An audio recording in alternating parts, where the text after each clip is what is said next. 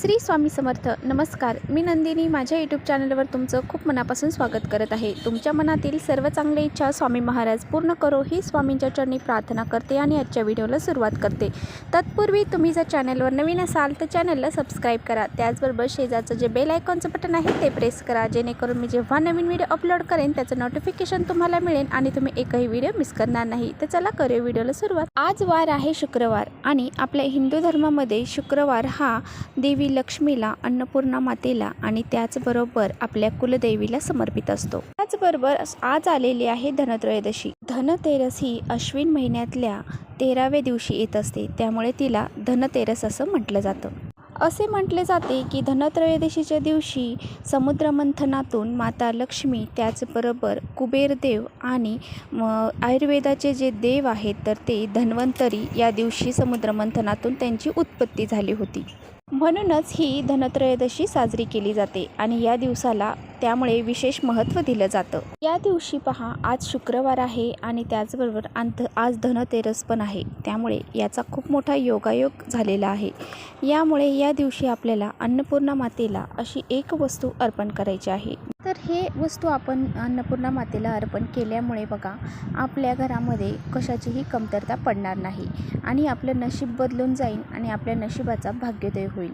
इतका हा प्रभावशाली उपाय आहे. हा उपाय मी तुमच्याशी आज या व्हिडिओमध्ये शेअर करणार आहे, त्यामुळे व्हिडिओ कुठे स्किप न करता शेवटपर्यंत नक्की बघा, जेणेकरून तुमच्यापर्यंत योग्य ती माहिती पोहोचली जाईल. बघा, आपण वारांनुसार देवी देवतांची सेवा उपासना करत असतो. प्रत्येकाच्या घरामध्ये अन्नपूर्णा देवी असते आणि ज्या घरामध्ये अन्नपूर्णा देवी वास करते त्या घरामध्ये सतत धनधान्य आणि संपत्ती ऐश्वर्याची कमतरता राहत नाही. परंतु बघा, आपल्या घरामध्ये अन्नपूर्णा माता असते, परंतु आपल्याकडून रोज तिची सेवा होत नाही.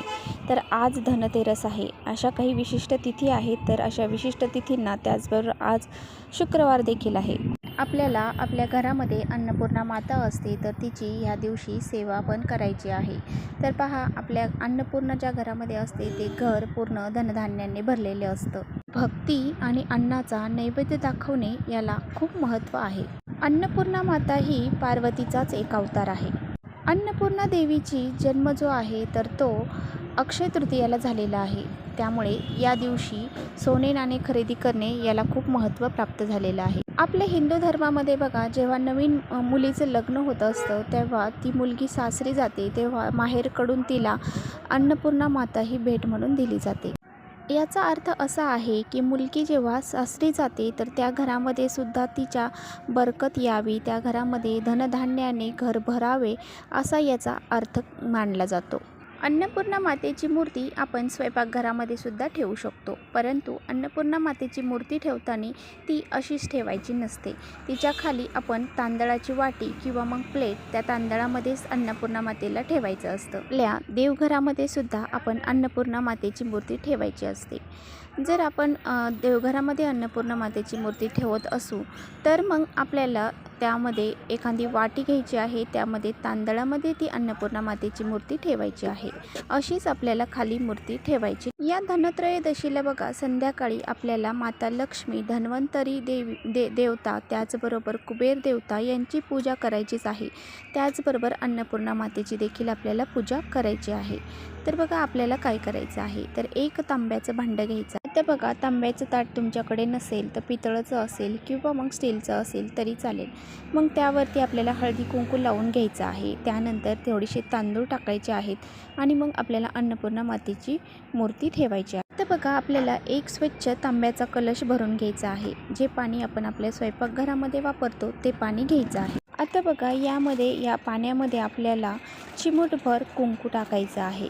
त्याचबरोबर फुलांच्या पाकळ्या देखील टाकायच्या आहेत आणि ह्यामधलं आपल्याला 5 पळ्या किंवा मग 11 पळ्या पाणी हे अन्नपूर्णा मातेवरती टाकायचं आहे.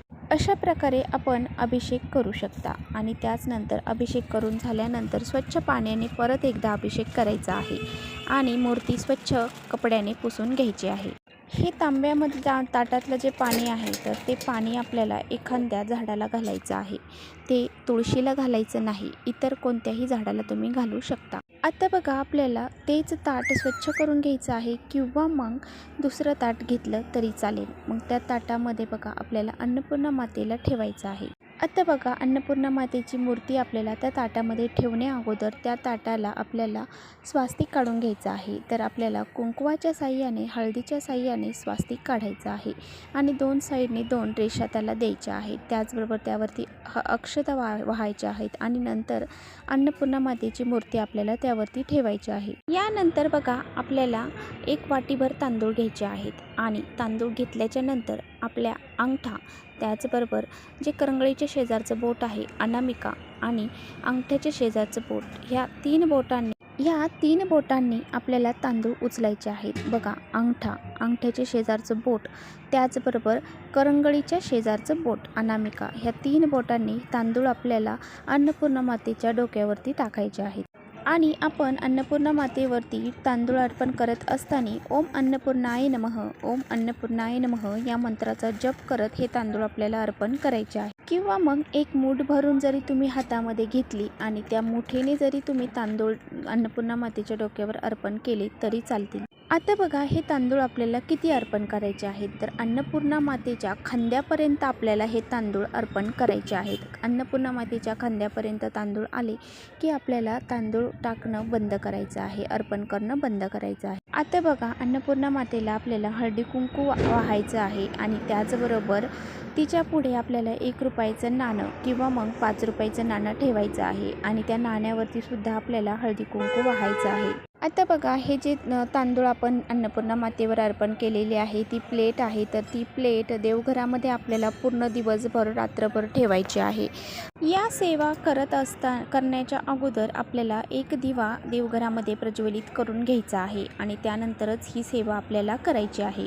आता बघा दुसऱ्या दिवशी काय करायचं आहे, तर दुसऱ्या दिवशी आपल्याला ज्यावेळेस पूजा करणार आहोत तर आपण देवीची अन्नपूर्णेची पूजा करून घ्यायची आहे आणि अन्नपूर्णा मातेला एका वाटीच्या थोडीशी वाटी दुसरे तांदूळ घ्यायचे आहेत आणि त्यामध्ये अन्नपूर्णा मातेची मूर्ती ठेवून तिला हळदी कुंकू वाहून आपल्या देवघरामध्ये ठेवून द्यायचे आहे आणि जे काही आपण तांदूळ दुसऱ्या प्लेटमध्ये ठेवलेले आहेत अन्नपूर्णावर अर्पण केलेले आहेत तर ते तांदूळ आपल्याला आपल्या तांदळाच्या डब्यामध्ये टाकून द्यायचे आहेत आणि जे 1 रुपयाचं नाणं 1 रुपयाचं नाणंसुद्धा आपल्याला आपल्या तांदळाच्या डब्यामध्ये ठेवून द्यायचं आहे। तर अशा प्रकारे आपल्याला करायचं आहे आणि थोडेसे तांदूळ आपल्याला त्यातले पक्ष्यांना खाऊ घालायचे आहेत। हा एक उपाय आपल्याला धनतेरसच्या दिवशी म्हणजे आज आपल्याला संध्याकाळी करायचा आहे, त्यामुळे हा उपाय करायला अजिबात विसरू नका। हा उपाय केल्याने आपल्या घरावरती धनधान्याची कमतरता कधीही भासत नाही, आपल्या घरामध्ये हमेशा धनधान्य पूर्ती राहते। तर बघा तुम्हाला काही अडीअडचणी असतील, मासिक धर्म असेल तर घरातील दुसरे कोणीतरी हा उपाय केला तरी चालेल, सुतकामध्ये हा उपाय आपल्याला करायचा नाही। अशा प्रकारे पहा आपल्याला हा उपाय करायचा आहे। दर शुक्रवारी जरी तुम्ही हा उपाय केला तरी सुद्धा तुमच्या घरामध्ये कोणत्याही प्रकारची कमतरता भासणार नाही, धनधान्याची वृद्धी तुमच्या घरामध्ये होईल। तर चला इथेच करते व्हिडिओचा एंड। व्हिडिओ आवडला असेल तर नक्की लाईक करा, चॅनलवर नवीन असाल तर चॅनलला सबस्क्राईब करा आणि असेच माहितीपूर्ण व्हिडिओ पाहण्यासाठी बेल आयकॉनलाही प्रेस करा।